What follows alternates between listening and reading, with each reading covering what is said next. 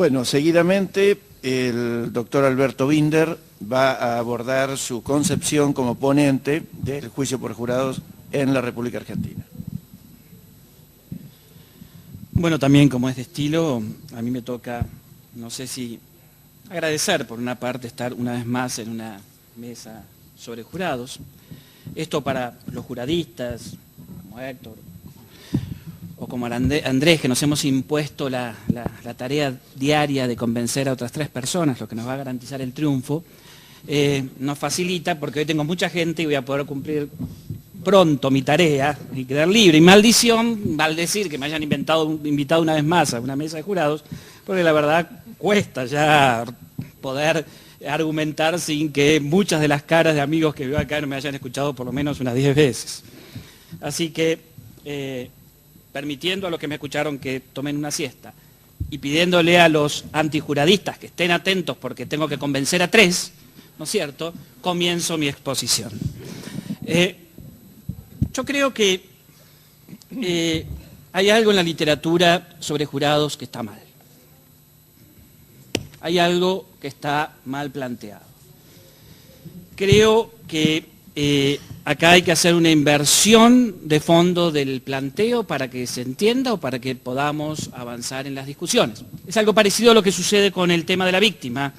Fíjense que hacemos congresos, discusiones, tratados, qué sé yo, miles de monografías, o cientos por lo menos, preguntándonos cuál es el lugar de la víctima en el proceso penal, cuando lo que tendríamos que estar haciendo es preguntándonos cuándo la víctima puede ser desplazada por el Ministerio Público, porque el lugar de la víctima es natural en el proceso penal. Y en el caso de los jurados pasa algo parecido, que además tiene razones y raíces históricas que quiero destacar. Ya no hay que hablar más. Invito a los juradistas a que no hablemos más de los jurados para cambiar de estrategia. Tenemos que hacer lo que hacían los juradistas del siglo XVIII, digamos, sobre todo el pensamiento ilustrado, que hablaban de los jurados porque era el modo de criticar a la justicia profesional.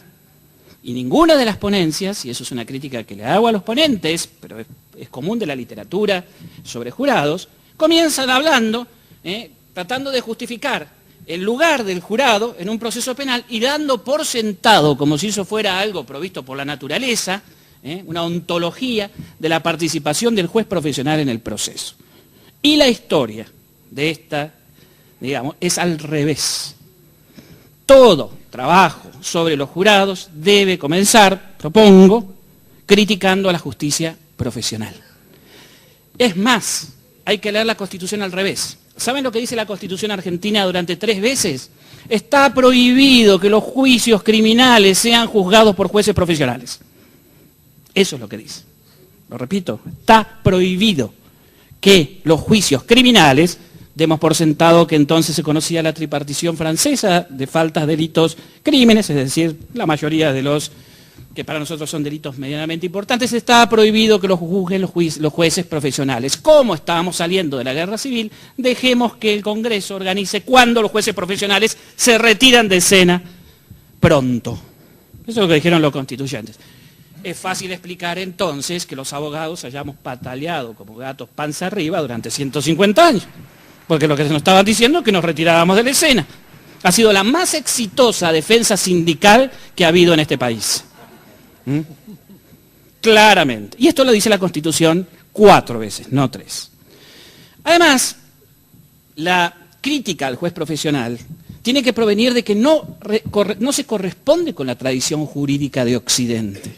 La tradición jurídica de Occidente está pensada para los jueces legos. En sus 2 grandes momentos culminantes, en lo que la tradición jurídica occidental es decir, en lo que conocemos como el derecho romano clásico, recién descubierto en los palimpsestos del siglo XIX, cuando aparecieron las institutas de Gallo, no el corpus iuris civile de la cogitio extra ordinem de Justiniano, del derecho imperial, ese derecho romano no está pensado para jueces profesionales porque era inconcebible el juez profesional en el derecho romano clásico.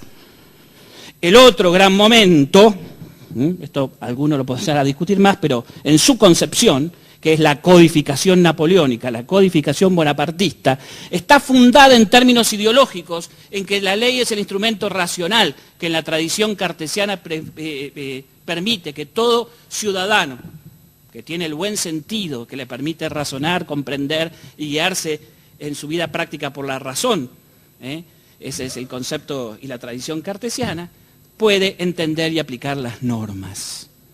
Ese es el programa de la legalidad bonapartista. Ninguno de estos dos grandes hitos, y es muy difícil escaparse de estos dos grandes hitos en la tradición jurídica de Occidente, están pensados ideológica, cultural, políticamente para el juez profesional.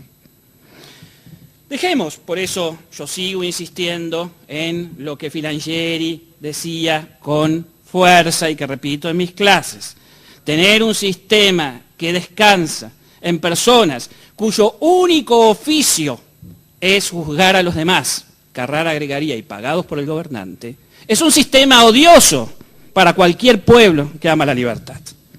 Ese es el punto que estamos hablando de los jurados. Esa es la crítica ilustrada al juicio, la crítica ilustrada al juez profesional. Y quisiera que debatiéramos, que alguien me explique que tener un sistema fundado en jueces profesionales nos ha permitido construir una justicia penal, no digo buena, como la gente. Recuerden que usamos esta expresión para decirnos algo que por lo menos es bueno. Nos ha permitido una justicia en manos de profesionales tener una justicia como la gente. Veamos en una pequeña, simplemente enumeración, lo que hemos hecho nosotros, los abogados y jueces profesionales, con la justicia penal. ¿Cuánto nos ha costado hacerles entender a los jueces profesionales que no se puede juzgar una persona leyendo unas cuantas hojas mal escritas por los escribientes? Siglos. Todavía no lo podemos convencer. Esto es uno de los logros de la justicia profesional. Claro. ¿A cuántos jueces profesionales, cuánto tiempo nos ha costado convencerlos que ser imparcial significa dejar que las partes litiguen, porque son las que conocen el caso y lo han preparado, y que él no tiene ningún tipo de superioridad moral para meterse en el medio, estorbando el trabajo de los demás? ¿A cuántos jueces? Sí, también, décadas, siglos. ¿Cuántos jueces profesionales a cuántos jueces profesionales hemos visto que permiten que las sentencias las hagan empleados, que se escriturice, que se ritualice, que se denigre el proceso por el formalismo extremo? Eso es lo que hemos construido los abogados y los jueces profesionales. ¿Esa justicia está bien? Uno de los argumentos que se utiliza para decir que los jurados no tienen cabida en esta justicia es que es un espanto lo que les ofrecemos. Pero ¿lo han construido los jurados? ¿Lo han construido los ciudadanos? ¿O hemos sido nosotros los abogados? Tercer cuestión. Fíjense cómo desde la justicia hemos degradado las cárceles. Hoy asistía a la discusión sobre la ejecución de la pena y más allá de la pertinencia de todas las discusiones, a mí me quedaba un sinsabor como si nuestras cárceles estuvieran más cercanas de las granjas penales, como en lo que en realidad sucede, que están muy cerca de Auschwitz, digamos. Y hablar de la ejecución penal significa eso. ¿Acaso esto lo hicieron los ciudadanos, supuestamente todos con un enano fascista adentro? ¿Acaso no son los jueces profesionales los que no les titubea un segundo la mano para mandar a cualquier persona a una cárcel donde no se sabe si en una semana lo van a matar? ¿No fueron los jueces profesionales los que hoy están haciendo eso? ¿Y de dónde nos sale la petulancia a los abogados para negarle el derecho a juzgar a los ciudadanos cuando los abogados estamos haciendo esto y no dudamos un segundo en mandar a la muerte a una persona a la cárcel? Lo merezca, no creo que nadie merezca esto, merezca estar encerrado o no por lo que haya hecho. A mí me parece que estas discusiones están teniendo ya un nivel de petulancia profesional que es hiriente para un país que sufre la degradación institucional que sufre un país como el nuestro. Yo recuerdo un viejo artículo de un jurista de nombre, pero que había tenido fuertes compromisos con la dictadura, que era Roberto Lucchi, padre, que por ahí debe andar perdido en la ley, que se llamaba Abogados y Militares, y con un cierto sesgo así, laudatorio, medio escondido, decía que este país, estaba escrito en el 78, 79, imagínense ustedes, este país lo habían gobernado y construido entre abogados y militares, que de hecho así habían sido los presidentes. Me parece que a nosotros los abogados nos hace falta, esto quizás a algunos les va a ser duro, pero nos hace falta algo así como una CONADEP institucional, porque la degradación institucional a la que hemos llevado a nuestro país es terrible. degradación en el Parlamento, degradación en el Ejecutivo, degradación en la justicia, y esto provoca permanentemente muertes de personas, abuso del poder que vivimos permanentemente soportando todos. Y esto no aparece en los congresos, no es que nos declaramos en emergencia cultural y profesional por el país y por las instituciones que hemos, digamos, construido. Entonces, y por último, otro elemento que es central en la crítica a los jueces profesionales, y creo que hay que volver a ponerlos claramente, ahora ya sí, después de 25 años de democracia, la justicia penal es clasista. Estamos hablando de cómo metemos a los pobres presos y nada más que eso. Y eso lo hacen los jueces profesionales. Eso es lo que estamos haciendo. Y si se mueren presos. Si no comen, se mueren pobres. Si no comen, bueno, tampoco comen libres, así que no coman en la cárcel. Digamos, los componentes clasistas de la justicia penal son evidentes y dientes y cada vez peores porque están acompañados de una impunidad cada vez más atroz de los delitos innumerables de un país defalcado por sus burguesías, sus clases medias que aprovecharon privilegios minúsculos y sus dirigencias.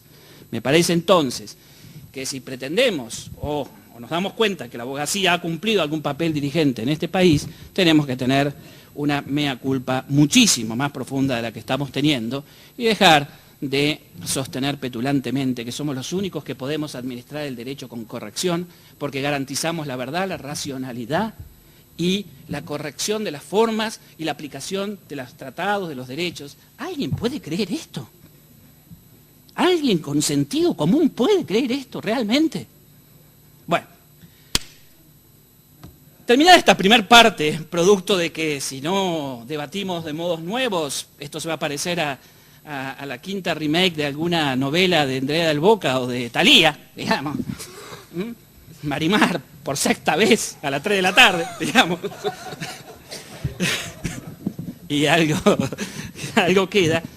Quisiera tomar dos elementos que hoy modernamente se usan para atacar el tema del jurado, el problema del jurado, no sé ya cómo llamarlo, que se suman a la batería antijuradista oblicua o directa, digamos, para frenar el establecimiento del juicio por jurados. Uno es el problema de la fundamentación y otro es el problema del recurso, que tiene que ver con los temas que estamos viendo aquí, muy brevemente porque ya me quedan 5 minutos. Lo primero que tenemos que tener en cuenta es no pensar a lo que nos tiene acostumbrado el análisis secuencial, que es un modo de análisis del derecho procesal penal que sí debemos abandonar cuanto antes, en términos teóricos y en términos pedagógicos, porque nos lleva a caminos en el bosque, a caminos que no van a ninguna parte. El problema no es el recurso, no es el medio impugnativo, es seguir pensando en el trámite. El problema es el control de la decisión, claramente. Y si ustedes se dan cuenta, el modelo de juicio por jurado es un modelo que por sus características es mucho más controlado que el modelo del juez profesional. En primer lugar, esto que se pone a veces como una debilidad, el jurado es mucho más dependiente, totalmente dependiente del litigio de las partes. Bienvenido sea, eso da más control. La imparcialidad se logra cuando hay un buen litigio de las partes. Mayor control. En segundo lugar, los jurados normalmente están controlados por las instrucciones previas de los jueces. En realidad, todos los sistemas, y a esto histórico también, si tuviéramos más tiempo los habíamos desarrollado, todos los sistemas son sistemas de colaboración entre algún tipo de profesional y los ciudadanos. Pero hay un control a través de las instrucciones. En tercer lugar, el juicio de jurados está mucho más controlado porque tiene juez de garantías. El juez que dirige el debate es un juez de garantías del desarrollo del juicio, sin compromisos con la toma de decisión, cosa que no tiene el juez que tiene que estar tomando nota sobre lo sustantivo, o salvo en esta división informal que se hace, que es impropia y objetable, en la cual el presidente ejerce ese control de legalidad y los otros dos están tomando nota sobre lo sustantivo. Es decir, uno distraído, otro atento, que es el relator, y otro pensando, Dios sabe qué, para hablar de lo que ocurre, ¿no es cierto? Se dan cuenta entonces que desde el punto de vista del recurso genera un mayor control.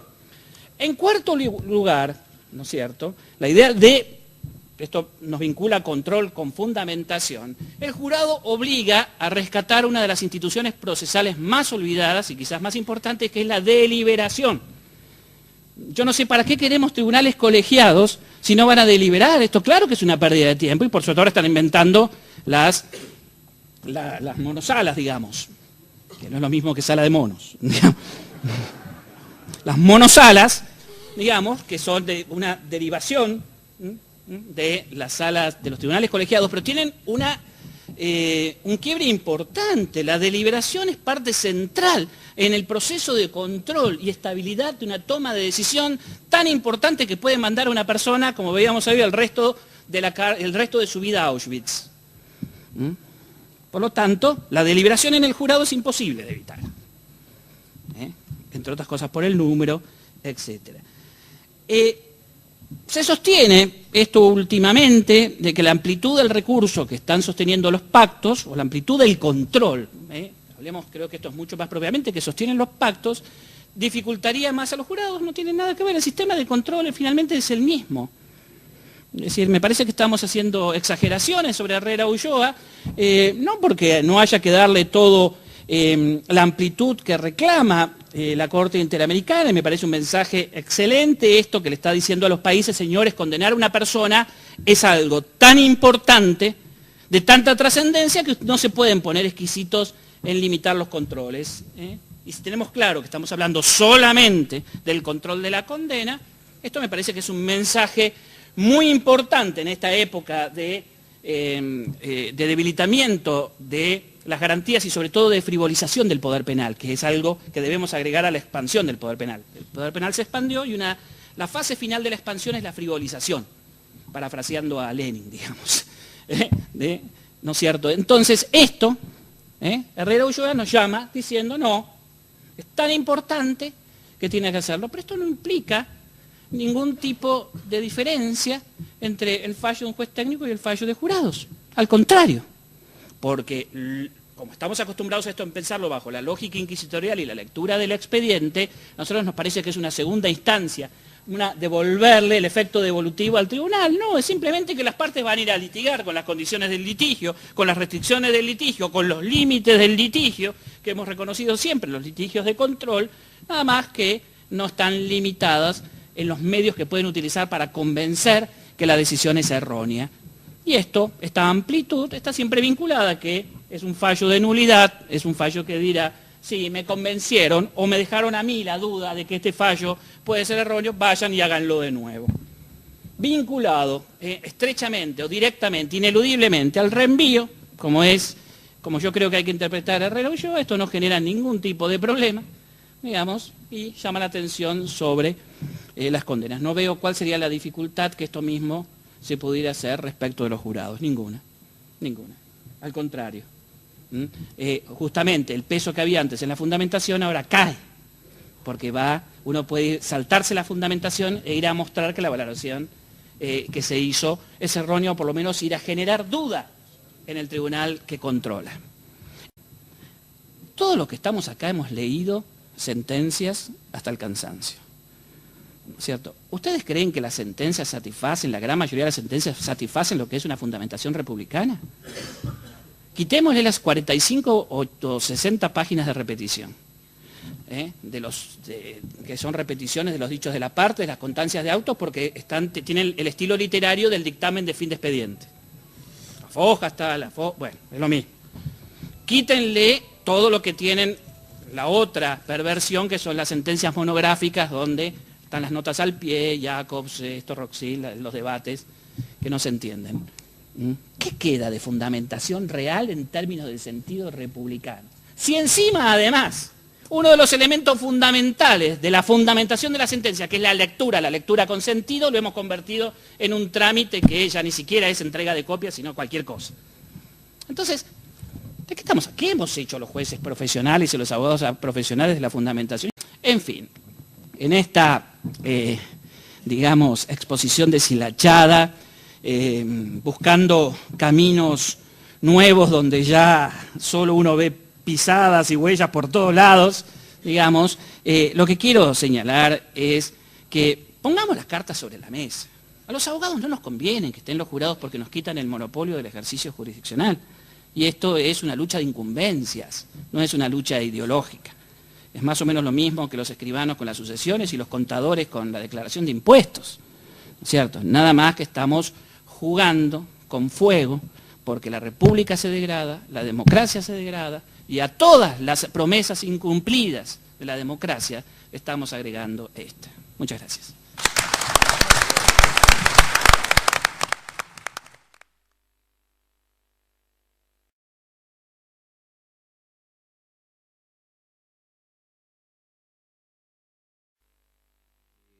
La locución del primer exponente, el doctor Cuillar, y tomando también en cuenta la segunda del doctor Roldán Vázquez, doctor Binder, fundamentalmente cuando el primer exponente manifieste que hay que poner mucho más énfasis en la instrucción penal preparatoria que en el juicio por jurado, y cuando habla de la teoría del árbol envenenado del doctor Roldán Vázquez.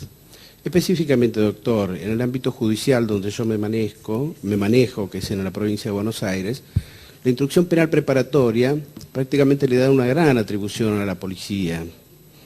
Es más, la policía tiene la capacidad de realizar las pruebas periciales, que muchas veces nosotros sabemos que son fundamentales a los efectos del juicio oral. Sabemos también que tiene mucha capacidad en cuanto a la toma de las declaraciones testimoniales de las personas que han sido justamente testigos del ilícito que se va a enjuiciar. Hubo muchos casos en el ámbito donde yo me manejo en la provincia de Buenos Aires, donde todas estas pruebas han sido manejadas en el ámbito de la provincia de Buenos Aires. Es más, muchas veces algunos defendidos me han dicho, doctor, acuda a la prensa, por ejemplo, porque me han empapelado, como se dice vulgarmente, me han empapelado en la comisaría. Yo firmé esto, pero no sabía lo que era.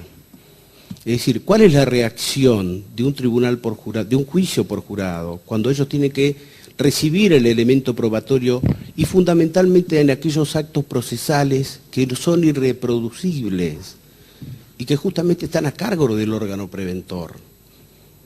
Que cuando en otra situación, esta es la pregunta específica, ¿no? Que en otra situación por ahí necesitamos una certificación por un escribano, vale la firma del comisario certificando las actuaciones del perito en balística, del perito en alcoholemia, del perito de la parafina, y son actos procesales irreproducibles. ¿Qué hace el juicio por jurado en esa situación, doctor? Está claro, doctor. Contesta.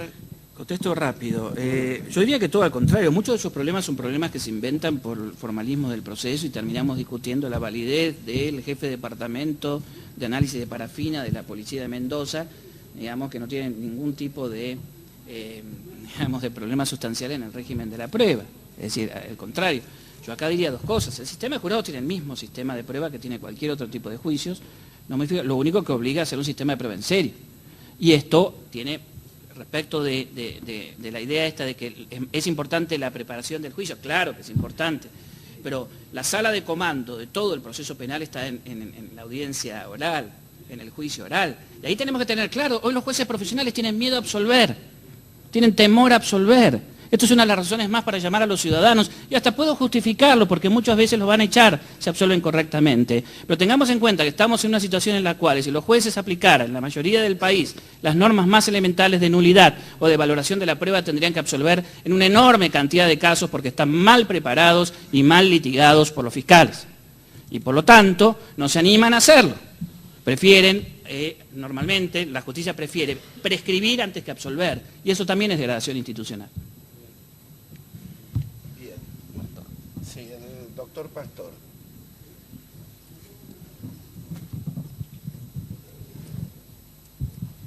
Son dos preguntas para Alberto Binder. Sobre el jurado y la jurisdicción penal internacional. En los 50 años que lleva existiendo, ninguno de esos tribunales, los que han existido y condenado, ha trabajado con jurados, de Nuremberg a la antigua Yugoslavia o Ruanda, y el Estatuto de Roma para la Corte Penal Internacional tampoco contempla esa posibilidad por diversas razones. Lo que te quiero preguntar es una pregunta en dos fases, ¿no? La primera, si considerás que son ilegítimos, solo por el jurado, no veamos los demás problemas que han tenido esos tribunales, los juicios de Nuremberg, ex-Yugoslavia, Ruanda, y si son ilegítimos, ¿cómo crees que se podría modificar el el sistema de la organización judicial del Estatuto de Roma para tener juicios en la jurisdicción penal internacional también por jurados. Contestándote así rápidamente a una pregunta tan compleja, no creo que ninguno de esos tribunales sean ejemplares. Creo que tienen problemas de legitimidad muy fuertes. ¿Cómo? Sí. No, tienen problemas. Es decir, en primer lugar, al argumento ninguno de ellos lo tiene. Bueno, no nos dice nada acerca de una justicia republicana. Al contrario, esos tribunales son el resultado. Si, como se dice, estamos en una tercera etapa del Estado moderno, que es la construcción del Estado supranacional, el Estado moderno vuelve a recurrir a los modelos inquisitoriales y una justicia dependiente, en el caso de la Corte Penal Internacional, dependencias muy fuertes de la, del Consejo de Seguridad, y además es obvio, están juzgando a algún grupo guerrillero del Congo y no a los ingleses que invaden Irak. Digamos, no digo los norteamericanos que no lo aceptaron, pero los ingleses y los italianos están ahí en Irak invadiendo ilegalmente y nadie se le ocurre decir que el fiscal del mundo haga algo para juzgarlos. Esto es claro, digamos, hablemos con claridad. Digamos. Entonces,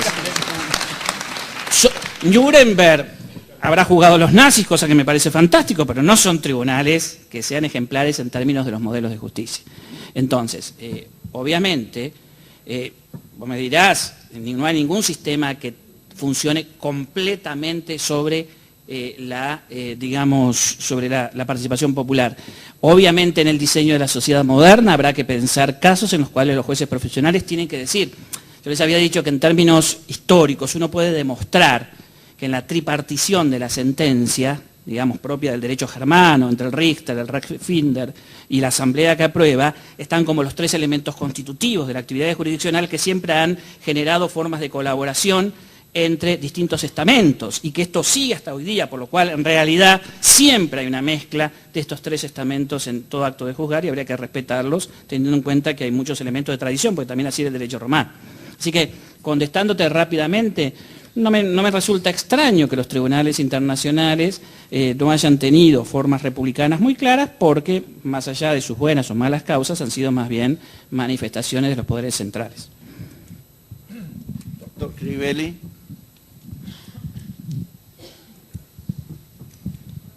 Bueno, en relación al tema de los recursos, usted habló del derecho del imputado a una doble instancia cuando la sentencia es condenatoria. La pregunta va hacia lo siguiente: ¿qué sucede cuando la sentencia es absolutoria?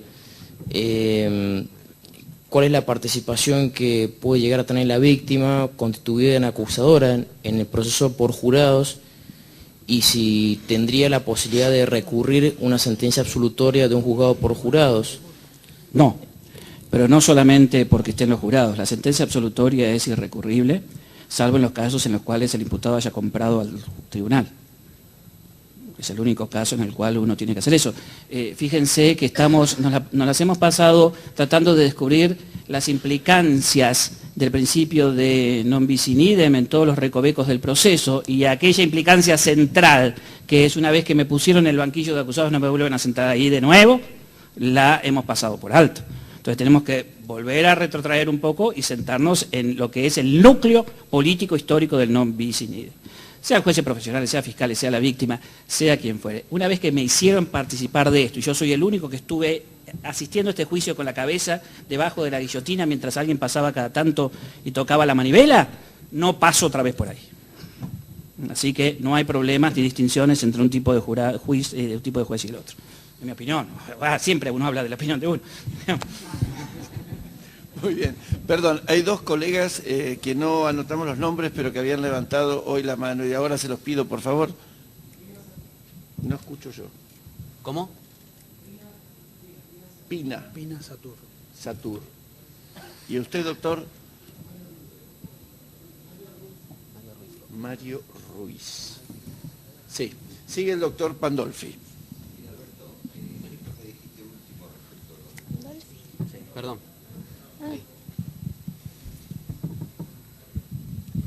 Te preguntaba lo siguiente, Alberto, esto que dijiste en relación a los recursos, que te preguntó Crivelli antes, no está reflejado en el texto actual del proyecto del INESIP que yo conozco, por lo menos, que no está reflejado tu opinión, y no me sorprendería demasiado porque sé que cambias de opinión a veces, pero Me refiero a que en el texto del proyecto de INESIP que yo conozco, no está instrumentado de esa manera, estrictamente, ¿no? Es decir, yo participo de esa opinión, pero me parece que habría que dejar a salvo, en el caso de la víctima, tengo más dudas en el caso del fiscal, en el caso del fiscal me parece que directamente no. Yo no sé si habría que ser tan estricto, limitando únicamente al caso del dolo, es decir, del tipo que compró al jurado, llamémosle, ¿no? Yo creo mucho en el derecho a la tutela judicial de la víctima, por encima del Ministerio Público. Creo que es totalmente inconstitucional cualquier limitación, la forma de querellante adhesivo, particular, damnificado, todas esas fórmulas que limitan a la víctima, lo saben bien. Pero creo que ese derecho se manifiesta plenamente, sobre todo cuando estamos hablando de lo penal, en el juicio. En esto no he cambiado de opinión. El proyecto del INESIP no expresa muchas cosas que yo no pienso, y además, aún cuando tuviera la posibilidad de convencer a otros de que así lo hicieran, los textos legislativos son instrumentos políticos que llevan y modifican el sistema hasta donde uno pueda. Es un error creer que son expresiones académicas. Digamos, esto lo hemos discutido en muchos países, y hay veces que, bueno, que la conciencia de lo que se puede hacer prima, como prima en la política, que tiene estas limitaciones, así que no veo tampoco que uno tenga que avergonzarse de esto. Esto en cuanto a la primera pregunta. De todos modos, sí hay algo que es muy importante, que es romper con los motivos únicos de impugnación y con el balance de motivos, porque el recurso del imputado, el recurso de la víctima y el recurso del fiscal tienen motivos distintos y alcances distintos, claramente. Eso sí está en las nuevas legislaciones. Sí, buenas tardes. Ante todo yo quiero dar una opinión desde el abogado que está litigando todos los días, de aquel que se golpea los dientes contra la mesa de entrada de los tribunales, y se ha hablado de eficiencia. Yo no sé si el juicio por jurados va a llevar a una mayor eficiencia de la justicia, dado que, como señalaban algunos colegas, todo el problema surge en especial en la instrucción penal preparatoria. Por el otro lado, atado a la teoría tradicional y un poco a lo que decía el doctor Cusirat, me asusta el juicio por jurado. Y me asusta el juicio por jurado porque acá se ha dicho, por ejemplo, que va a depender de la habilidad del abogado o del fiscal para hacer razonar al testigo. Lo dijo usted, doctor. Y yo pregunto, ¿acaso el testigo no es aquel que declara lo que percibió y lo que cayó bajo sus sentidos?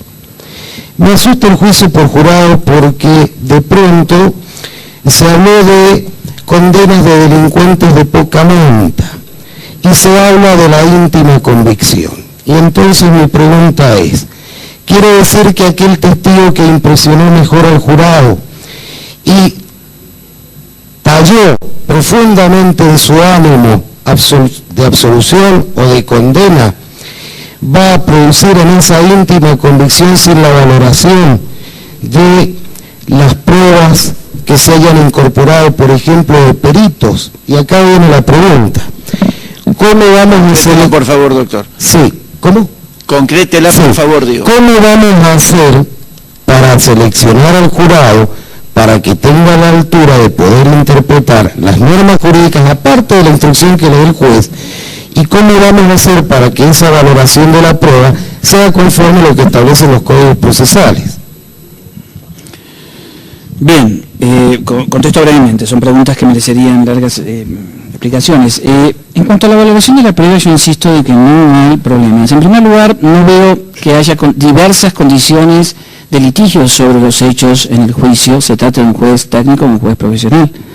También un juez necesita abogados que interroguen y contrainterroguen a los testigos. No es que lo dejamos al testigo solo ahí, salvo que querramos que sea el juez el que lo interrogue, que es pésimo sistema. Así que, ¿cuál sería y va a depender de la habilidad de los abogados en interrogar y litigar? Eso, es decir, que el juicio dependa de la habilidad de los abogados en litigar. ¿Cuál es el problema? Esto es así, este es el trabajo nuestro, inclusive como abogados.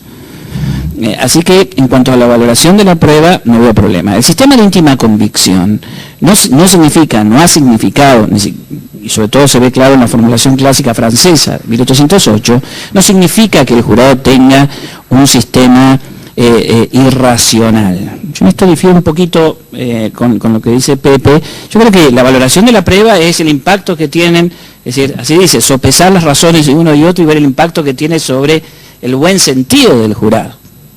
Es un sistema de deliberación y de análisis, no es con esa, es equivocada aquella frase de Couture de la que hay íntima convicción es fallar con la prueba, sin la prueba, contra la prueba. Eso no es así de ninguna manera, forma parte de los sistemas de libre convicción y racionales.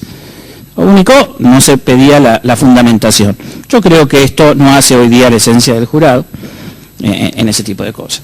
Puede ser, que es algo distinto en esto, sí, puede ser que el jurado pueda tener tipos de argumentaciones distintas al estilo de condiciones de legitimidad, que le parece desbordado el poder del Estado, y allí puede cumplir algunas funciones distintas a las que estamos acostumbrados. Sí, estoy de acuerdo en esto de que tiene una naturaleza distinta, pero no cambia las condiciones del litigio, al contrario, las depura. Otro de los, yo me había olvidado de esto, de los mecanismos que hacen que el sistema, que los juicios por jurados sean más controlados, es que normalmente tienen mecanismos de selección de jueces, de los jurados, mucho más complejos y controlados que el juez que te toca por competencia, por sorteo o por turno. Así que, en ese sentido, ya sea los sistemas complejos donde digamos, se hacen sucesivas audiencias de selección de jurados, que quedan también bajo condiciones de litigio y con control del juez, con posibilidades de control, digamos, de tachas sustantivas y tachas sin causa, bueno, todas esas complejidades que hay, pero así se puede seleccionar muy bien el jurado, y también se puede ir a sistemas más simples, pero que siempre van a tener mayor control, me parece, que el del juez asignado, de una manera en la cual el sistema que uno tiene de recusación y excusación es muy tosco.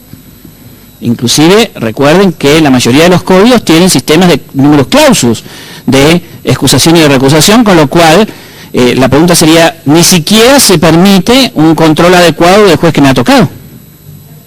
Por eso digo que siempre tenemos que invertir la discusión, porque pareciera que estamos ontologizando la participación del juez profesional, que tiene todos los defectos que le asignamos al jurado, los vamos a encontrar potenciados en el juez profesional. Muy bien. Doctor Ruiz.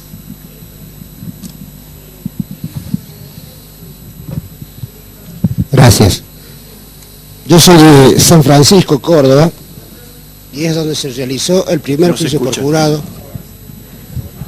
San Francisco, el primer... Yo soy de San Francisco, Córdoba, donde se realizó el primer juicio por jurados de la provincia.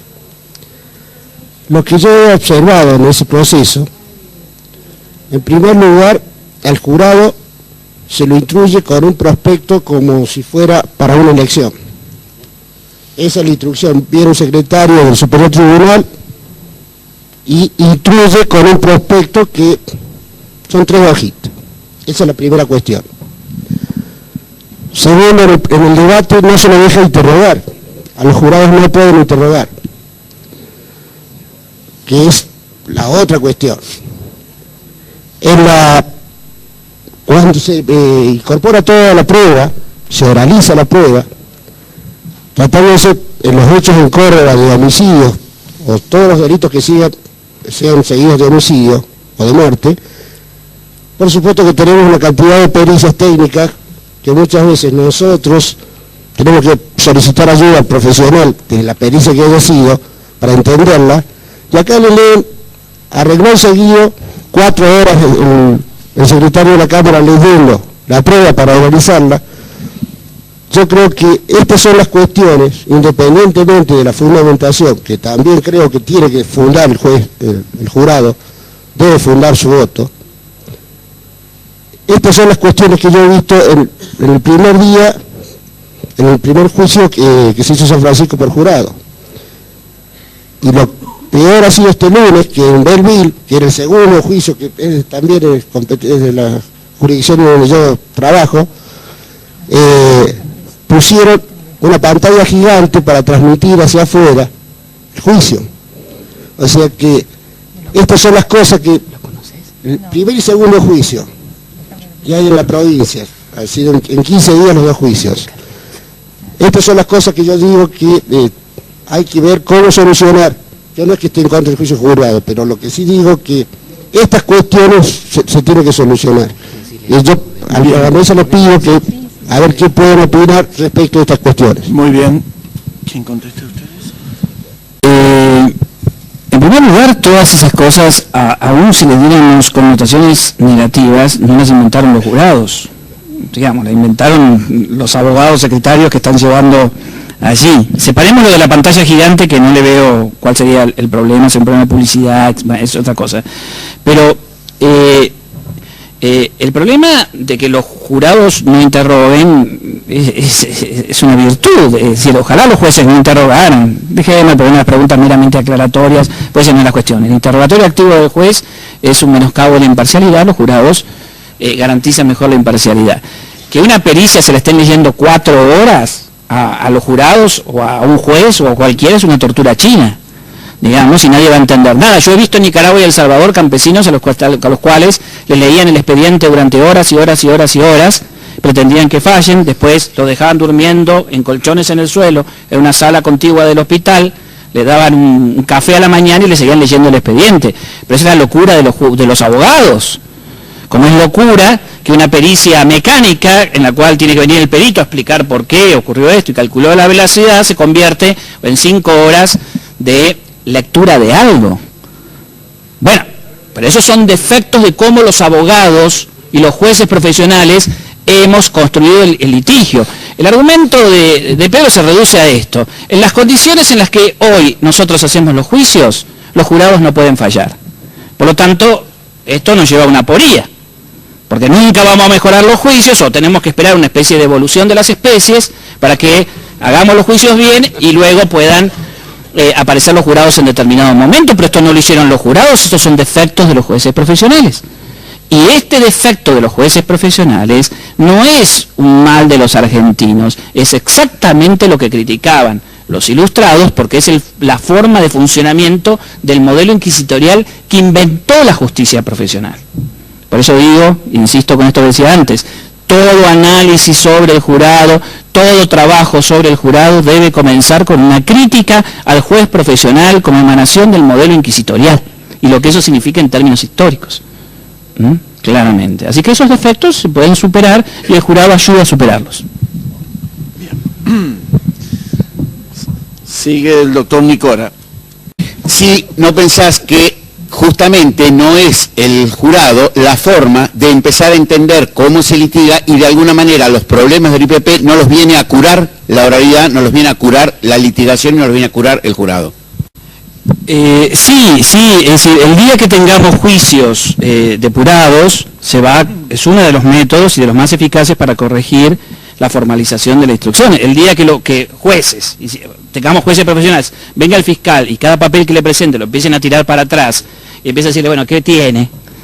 Y los fiscales empiezan a decir, no tengo nada, entonces lo absuelvo, digamos, esto va a empezar a cambiar la fórmula de trabajo del IPP. Si lo que no podemos resolver en toda América Latina es que cuando los fiscales vienen con esto y los jueces se dan cuenta que no tienen nada, si empiezan a aplicar las normas de un modo estricto y saben que a la tercera absolución tienen un apueblado o los echan, ¿qué hacen? Empiezan a hacerle el trabajo al fiscal, a cerrar los ojos y a jugar con los ojos entrecerrados, tipo chino, a mirar así.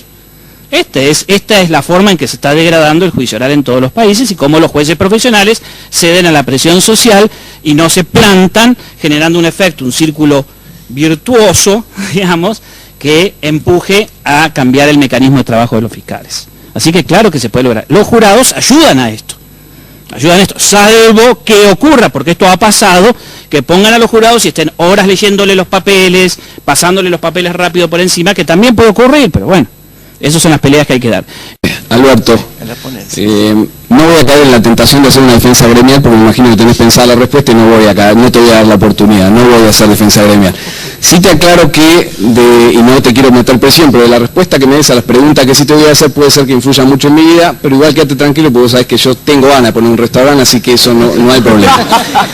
Y mi pregunta es la siguiente.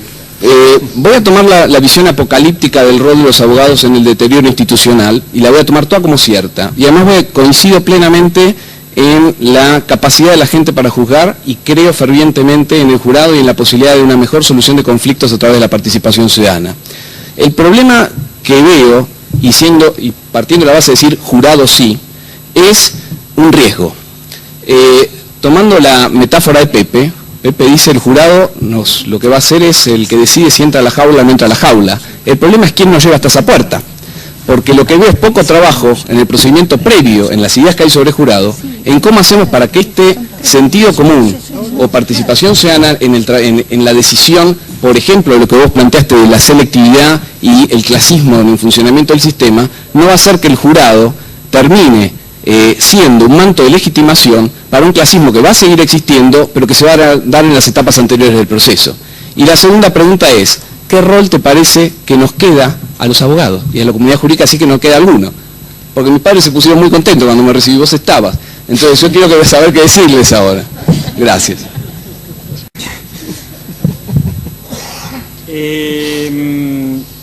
Los problemas, es cierto que la selectividad, pero me parece que no tiene que ver, finalmente no nos cambia la posición que podamos tener sobre los jurados, porque, no sé si la profundizo, al contrario, si yo establezco como el derecho al juicio, el derecho al jurado, el derecho a un juicio sano, entendiendo que el jurado también ayuda a sanear el juicio como centro de pleno de las garantías, me da una herramienta de defensa que a mí me permite salirme de las otras formas de selectividad. Con esto, es decir, quien diga que el jurado es la panacea de solución de todos los problemas de justicia penal, pero esto obviamente miente, nadie piensa en esto. Estamos hablando de un punto concreto. Es decir, en esto, hay que ser claros, la organización del Ministerio Público, el sistema justamente adversarial, las nuevas formas de coordinación entre policía y Ministerio Público, la participación de la víctima, hay 1000 temas más, estamos hablando solamente del tema de los jurados. Yo soy un entusiasta de la ley, de la legalidad, y por lo tanto de los abogados. Por eso sufro cuando hemos convertido una de las profesiones que puede hacer que la ley, en tanto consolida los consensos que permiten que la voluntad de las mayorías se puedan cumplir y existe un poder que las haga cumplir, que es el Poder Judicial, ese enorme valor que tiene la abogacía en el desarrollo de la democracia y la república, este enorme valor que tiene nuestra profesión, la hemos convertido en esto que somos hoy día, en la cual tenemos grandísima culpa los profesores, los teóricos conceptualistas o los teóricos de las fruslerías de los tribunales, la justicia, pues finalmente creo que nos queda pendiente una gran autocrítica a la cultura jurídica y de cómo estamos aportando desde la cultura jurídica y desde los distintos oficios de los juristas al desarrollo de la República y de las instituciones. Así que en esto no es que me ponga en censor, ni mucho menos, creo que todos hemos cometido esta gran degradación de la profesión jurídica, que por desgracia la gente lo tiene claro, y por algo nos dice Cuervo, ¿no?